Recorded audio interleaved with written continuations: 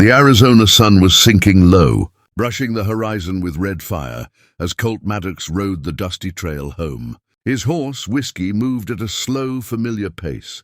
They had been on the road all day, and the silence of the open plains wrapped around them like an old blanket.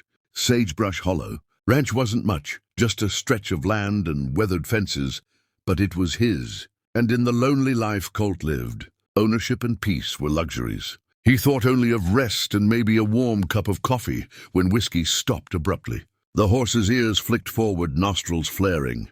Colt's hand moved instinctively toward the revolver at his hip. Trouble in the wild never announced itself kindly.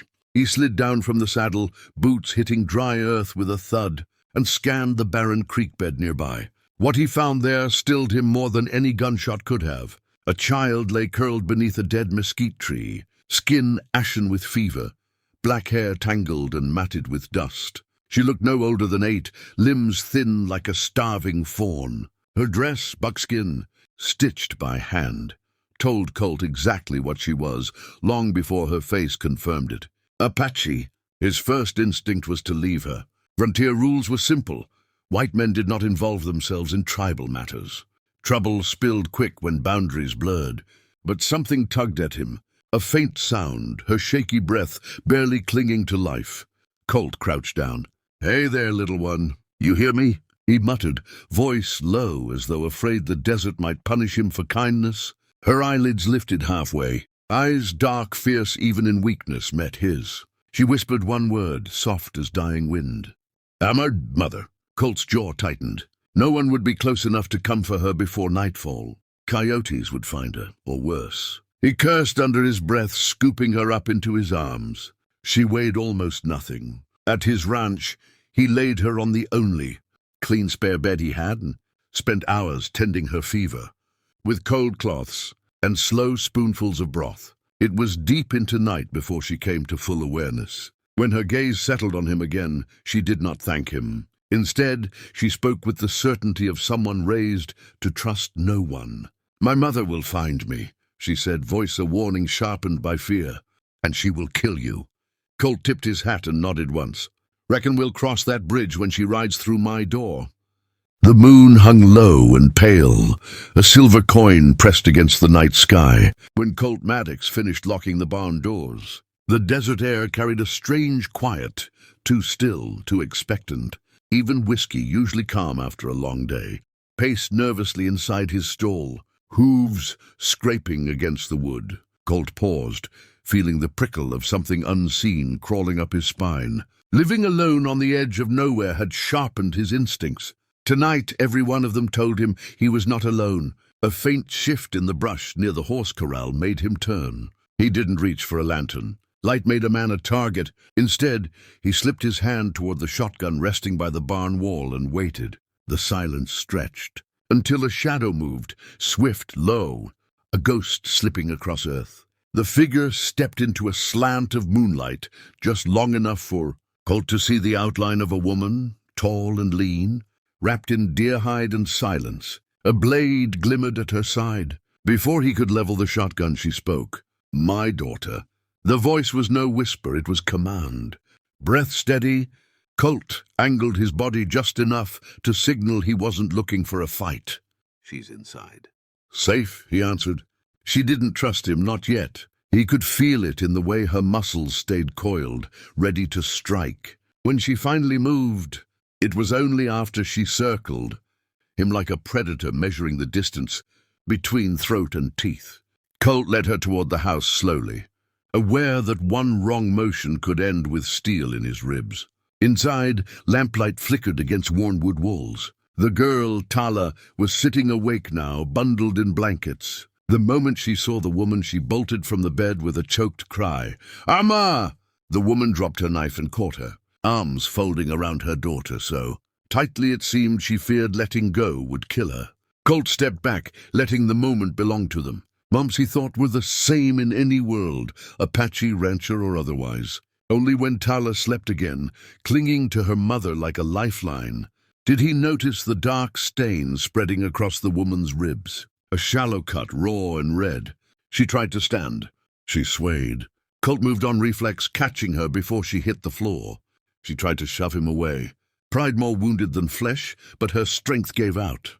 "You're safe here," he told her, voice softer than he expected. As he laid her on the bed beside her daughter, he realized the truth that struck him harder than danger ever had. He hadn't just let a storm into his home. He had opened the door wide for it. Ayanna did not leave when morning came. Colt Maddox had expected her to slip out the door with the first rays of sun, vanishing like a coyote, fading into the far ridge. Instead, he found her awake at dawn, crouched near the hearth, sharpening her knife with slow, measured strokes. Tala slept nearby, curled beneath a quilt too big for her small frame. The room smelled of coffee and smoke, the ordinary scent of Colt's mornings, yet nothing felt ordinary anymore. He stepped lightly, as if afraid she might startle. "Coffee?" he offered, sliding a tin cup across the table. She hesitated, then accepted. Her fingers brushed his only for a heartbeat, but even that felt like a brand burned into him. She drank without looking at him. Silence settled, not hostile, but heavy with unspoken things. Colt wasn't a man of conversation. Words in his experience rarely fixed anything. So he went outside and checked the fences. Work was grounding, predictable, something his hands knew when his mind didn't.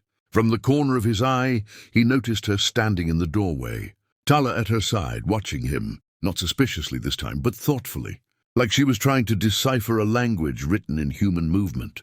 Colt kept working. Every now and then he heard Tala laugh, soft, like she was rediscovering how laughter worked. She followed a chicken around the yard, feet light, her braids swinging. Ayanna didn't smile, but her shoulders lowered, losing just a bit of the tension she wore like armor. Later, Colt grabbed his tools and set to repairing a broken corral rail. Sweat beaded across his brow under the midday sun. He didn't notice her approach until she was beside him, holding the other end of a beam he was about to lift. "Let me," she said. He blinked at her, surprised, not at her strength, but that she offered. Together, they raised the wood, hands close but not touching. Her movements were precise, efficient.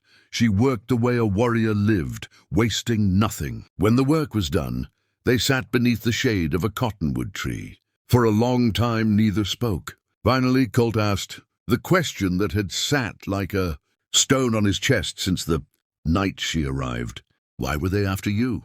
The men who took your girl." Ayanna's gaze stayed fixed on the distant hills. "Because I refused to break," she answered simply. "And men who fear a woman will chase her until she is dead." Colt felt the truth of that like a punch. He didn't say he understood. He only said, "You ain't running anymore. Not while I'm here." She turned her head then, eyes meeting his, sharp, assessing, but there was something else there now, too. Something almost like belief. Dawn on Sagebrush Hollow usually came slow and peaceful, the world waking to soft pink skies and the lazy stir of horses in their stalls. But on this morning, the sun rose to the sound of thunder, not from the heavens, but from dozens of hooves pounding across the earth. Colt was already outside, feeding the livestock, when his head snapped up. Dust was rising on the horizon, a cloud dragging toward them fast. His gut tightened. Trouble had finally found them. He burst through the cabin door. "Ayanna, get Tala, now!" The urgency in his voice told her everything she needed to know. She grabbed her bow from beside the bed with practiced hands, slinging the quiver over her shoulder. Tala blinked sleep from her eyes, confusion breaking into fear when the ground trembled beneath her feet. Colt moved through the ranch like a man who knew every inch of it could become a battlefield. He shoved a shotgun into the crook of his arm and bolted the main gate just as the riders came into full view, men with red bandanas masking their faces and rifles glinting in their hands. The same men who had hunted Ayanna, the same who had stolen Tala. "Stay behind cover," Colt muttered to Ayanna, even though he already knew she wouldn't listen. She stepped beside him instead, bow drawn, shoulders squared. "I do not hide," she said. Her voice was steel, but when she glanced toward Tala huddled behind a barrel, Colt saw the tremor of a mother terrified to lose her child again. The riders didn't stop to talk. Shots rang out.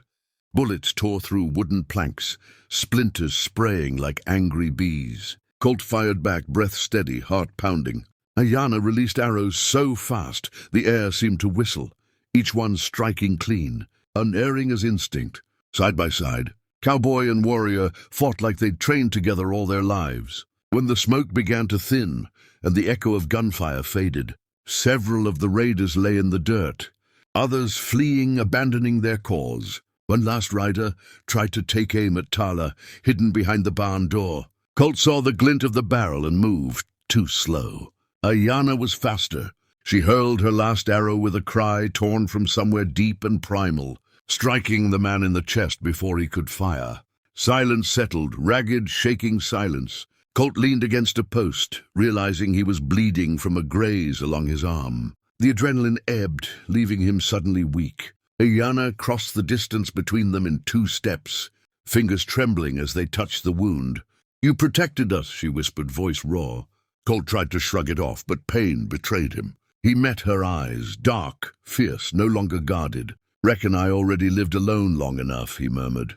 The words were barely breath, but she heard them. Tala ran toward them then, wrapping her arms around both. In that tangled embrace, cowboy, warrior, child, Colt felt something he hadn't felt in years.